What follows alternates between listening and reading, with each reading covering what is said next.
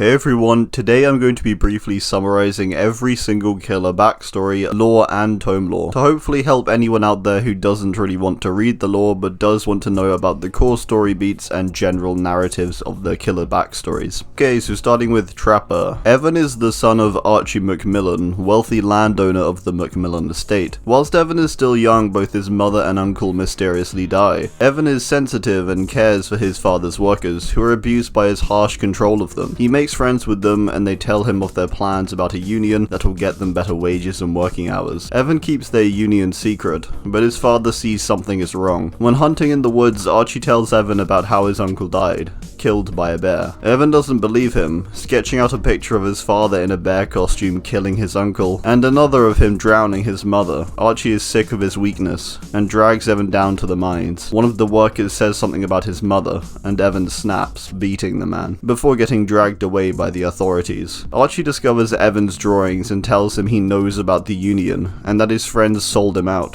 Evan gains a newfound respect for his father, and a disgust for the workers, becoming his enforcer as he grows frail. His father demands one day that he go to the mines and murder the workers by trapping them inside. He does this, but seeing the weakness of his father, kills him also. After the mass murders in the mines, McMillan estate is investigated, but Evan is nowhere to be found. Philip Ajomo loses both his parents during the Nigerian Civil War, and further his grandmother. Before his father's death, his father leaves him with a bell, which he tells him to ring whenever there is danger. Left alone, he stumbles on in search of help, finding a woman named Fernanya, who attempts to give him hope. Despite this, she is soon tortured and killed also. This enrages Philip, who finds the people who killed her, burning them alive. A decade later, Philip has moved on to live in America at a wrecker's yard, where he crushes cars. He suspects his boss is up to something illegal, but Philip doesn't care, as long as he isn't involved. One day when crushing a car, he sees blood seeping from the crusher. He opens the boot to find a man. His boss walks over, killing the man, before confessing that every car Philip has crushed contained a person. Philip is enraged, killing his boss and ripping out his skull and spine. When police later investigate the wrecker's yard, a strange fog is seen and Philip is gone. Wealthy Coldwind Farm landowners Max and Evelyn Thompson have a son who they name Boy,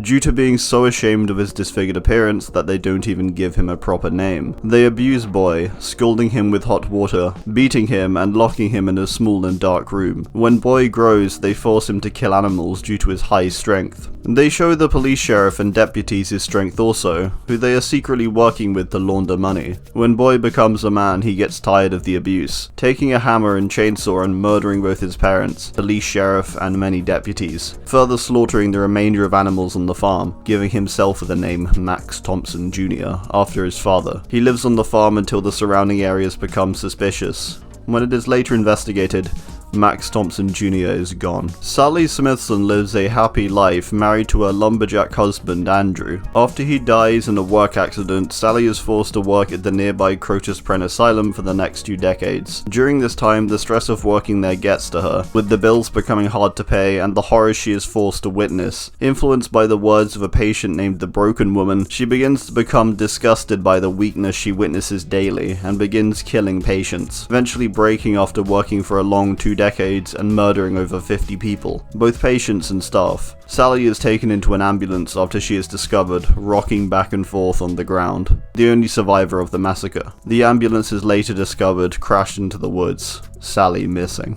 Michael Myers is imprisoned at the age of 6 after murdering his sister on Halloween night. 15 years later, after being studied, questioned and observed, it is understood by his primary doctor, Dr. Loomis, that Michael is the embodiment of pure evil and must never get out into the world again. On Halloween, he breaks out after being transported to another prison, going on a murdering spree in the town of Haddonfield, before finally disappearing after he's shot by Loomis. His fate unknown, but his murders remembered. Lisa Sherwood is raised in a secluded village cut off from the world. When she is young, she begins reading books owned by her grandmother about magic and hexes. She begins to use these hexes herself, despite her grandmother warning against it. Her friend Pam wants to use them too, after Lisa manages to use a hex for extra luck on a test. After Pam uses the hexes to raise her own grays, she is killed at a funeral in a freak accident where a coffin is dropped, crushing her. One night when Lisa is walking home through the woods, a storm strikes without warning, the bad weather leading her to slip in and hit her head on a rock. When she awakes, she finds herself locked in a flooded cellar. She soon figures she has been captured by cannibals after they begin to carve her flesh from her body, slowly withering her down. In her last moments of life, she etches a hex into the wet mud, and as by some miracle she manages to break free, killing her captors. When the cabin in the swamp where she had been kept was found, Lisa's body was not present. Herman Carter, a promising doctor, is picked for the CIA for special training for an upcoming secret project, taking place out in a cabin in the woods. He is tasked by Professor Blanchard to extract a series of words from a fellow student, acting as a subject during a training exercise, told to take on the role of bad doctor in a good doctor bad doctor routine. Herman becomes sick of it. Eager to partake in more worthwhile methods of interrogation, he hijacks the experiment, taking the rest of his classmates hostage and torturing them until he gets the word he's looking for. He isn't satisfied though, continuing his experiments, torturing the students, twisting their minds until he makes one believe the others are spies, getting them to kill the others. As Blanchard returns, Herman is arrested, but he is informed that he has succeeded in his recruitment for the secret project. Herman is sent to Larry's Memorial Institute, leading a search into experimental techniques of extracting information from prisoners. Herman, finding a certain love for electricity, becomes known as the Doctor as the years pass. Eventually the Doctor got out of hand, torturing everyone inside of Larry's, including others in the CIA. When Larry's is investigated, their bodies are found with all types of head trauma, but the Doctor is nowhere to be seen. Anna is raised by her mother, out in the wilderness. Anna is a young child when her mother is killed by an elk, after she throws herself in front of the elk to save Anna. After her mother's death, Anna continues to live in the woods alone, surviving off the land and killing those who enter into her territory. During the First World War, she kills multiple squadrons of soldiers, further stealing toys and other things from their corpses, which she gives to little girls who she steals from nearby villages. However, as she does not understand the needs of the girls she steals, they end up starving to death as she fails to feed them. Each time this happens, she crafts a mask to hide her tears. The story of the Huntress becomes a legend to the surrounding areas of the Red Forest, and a tale that children are told before they go to sleep. As sightings of the Huntress dwindle, she becomes more legend than fact. Bubba Sawyer lives out in an abandoned area of Muerto County, Texas, killing those unfortunate enough to stumble onto his land or into his house. He hates having to do this, but is forced to by his family. When a party of teenagers find themselves lost in the county and in search of help, Bubba kills them, with only one surviving. This becomes known as the Texas Chainsaw Massacre. In the town of Springwood, preschool groundskeeper Freddy Krueger is accused of abusing the children of the school. After there is failure to expose his crimes, the parents of the children burn him. Years later, when the children have grown up, Freddy comes back as a dream demon, invading the children's nightmares, tormenting and finally killing them. Quentin and Nancy, two of the children who used to attend the school, uncover what happened to Freddy and kill him within the dream world. Recovering drug addict Amanda Young is kidnapped and placed into a trial, where she is tasked to retrieve a key to release the reverse bear trap on her head. In order to obtain the key, she has to find it within the stomach of another person, contained within the cell with her, which she does, resulting in their death. After this experience, Amanda values her life more and joins the person who put her in the trial, John Kramer. She helps him conduct more trials, but eventually becomes misguided and begins to make the trials impossible to survive for those who are placed in them. Disappointed in Amanda, John shoots her. She is slowly bleeding to death when she awakes, finding herself in an unfamiliar place. At a young age, Kenneth Chase begins to kill animals, mostly birds, and collects their feathers. One day he decides to kill a person, cutting their finger off and hiding it in the crawl space of his house. Soon enough, his father finds the finger and he flees and joins the traveling circus, changing his name to Jeffrey Hawk, and stealing another man's clown costume. Whilst with the circus, he begins killing and engaging with unhealthy habits of drinking, drugs, and junk food, taking whatever he needs when he needs it, and luring unfortunate people into his caravan, cutting off and collecting their fingers. When one of his victims break free, he flees once more and is never seen again. Rin Yamaoka, daughter of the once great Yamaoka family, is struggling at college. Her father, who struggles to make the payments for her to go there, becomes angry and frustrated with himself, but also her for her average grades and her lack of skill with a sword, which is what he says built the proud Yamaoka legacy. He forces her to attend classes to improve her sword skills, but she is made a laughingstock, nicknamed Janitor Yamaoka. As the other kids joke, she is more fitted to wielding a broom than a blade. When the bullies follow her home one day and beat her up, she is met with an inner rage and a brief connection with her ancestors. She grabs her practice sword and beats the bullies up in the street until they are bloody. As she continues to achieve average grades and the payments continue being hard to meet, Rin's father father snaps, approaching her one day when she returns from college, finding her mother dead on the floor. Wielding a katana and slicing at her limbs and body, Rin runs in fear, falling down from the upper story of the family estate and smashing through a window, leaving her limbs cut and body pierced with shattered glass before a fog consumes her. Frank Morrison is 19 years old and feels very angry with the world after he is abandoned at birth and lives a life traveling from family to family, as he lives his childhood in foster care. When this brings him to the town of Ormond, he makes friends with a girl named Julie, who shares his strange and twisted ideals of the world, and also his love for serial killers. Julie introduces her friends Susie and Joey, and together they form a group named the Legion, using the abandoned ski resort up Mount Ormond as their headquarters.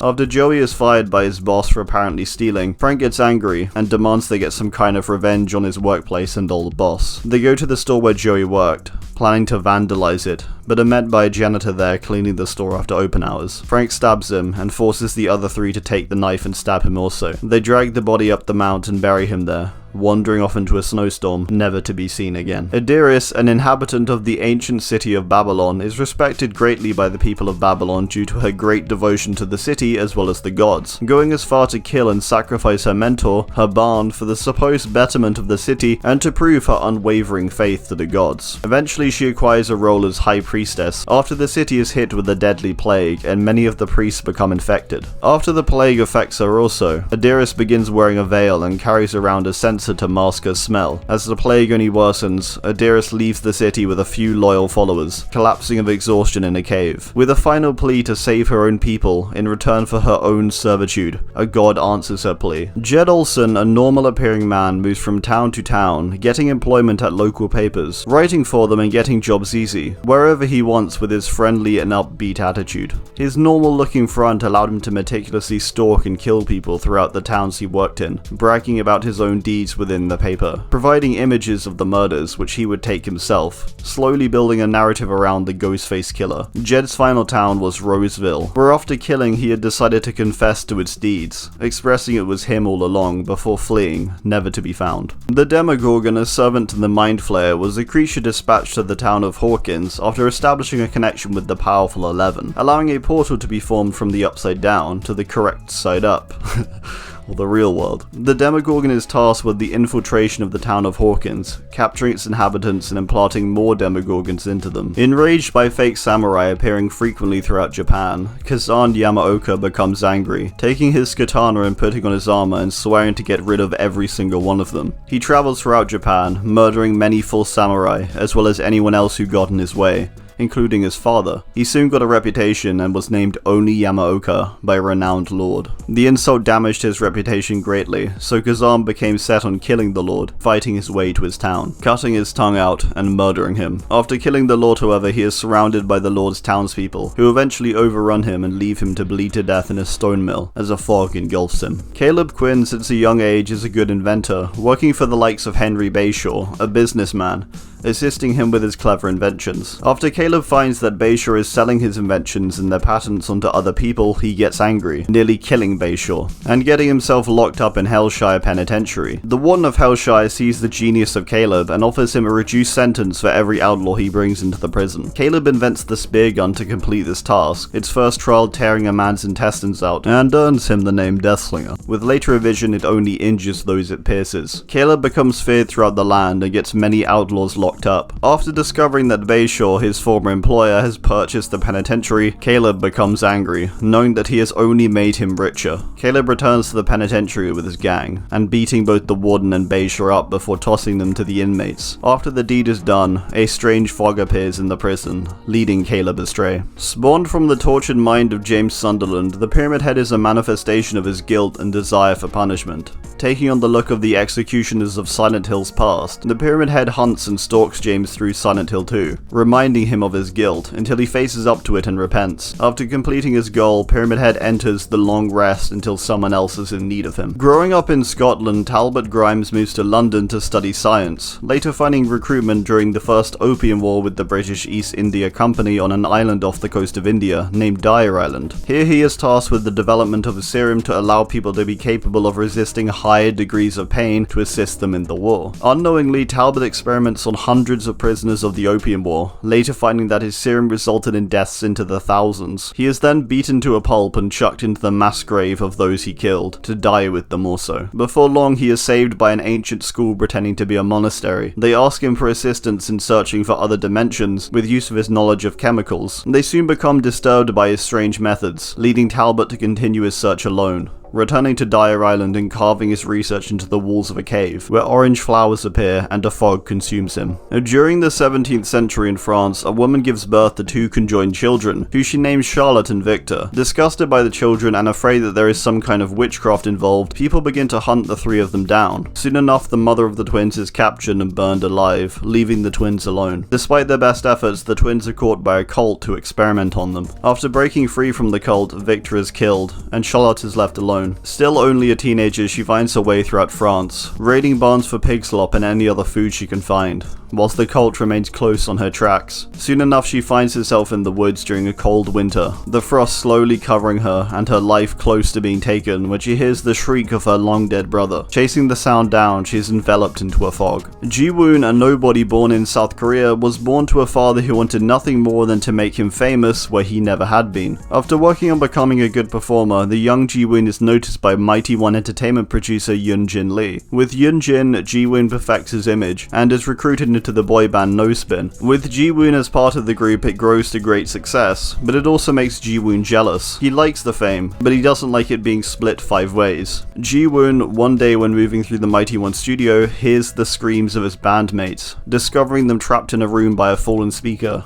a fire slowly enveloping them. Ji-woon listens to their screams and finds the sounds inspiring. He lets them burn and builds his solo image, the Trickster. Using his fame, he kidnaps people and tortures them, getting the best screams he could, turning the screams into music, inspired by what he heard with his burning bandmates. However, this soon became not enough, and so the Trickster set his eyes to the higher-ups of Mighty One, who were unhappy with his new and disturbing sound. He tortured and killed them, making Yoon-jin watch. Finally, he walked over to Yoon-jin, ready to finish the job, before a fog surrounded him. Developed by Umbrella Europe in France, the Nemesis Alpha bioweapon is built with performance but also intelligence in mind. The featured parasite being capable of directly controlling its host to take commands but also handle weapons. After the discovery of the other biological experiments and bioweapons that Umbrella had produced in the Arklay Mountains by specialized police force from Racoon City named STARS, the Nemesis is released to eliminate all members of STARS to keep the Umbrella experiments and secrets under wraps. After the T-Virus breaks out in Racoon City due to it falling into the city's water supply, the Nemesis hunts down STARS members Jill Valentine and Brad Vickers, who still remain in the city. After Brad is killed, Jill becomes the sole target of the Nemesis, fighting her multiple times before disappearing into the fog. Alright, that's gonna do it. I do hope that was helpful. Thanks,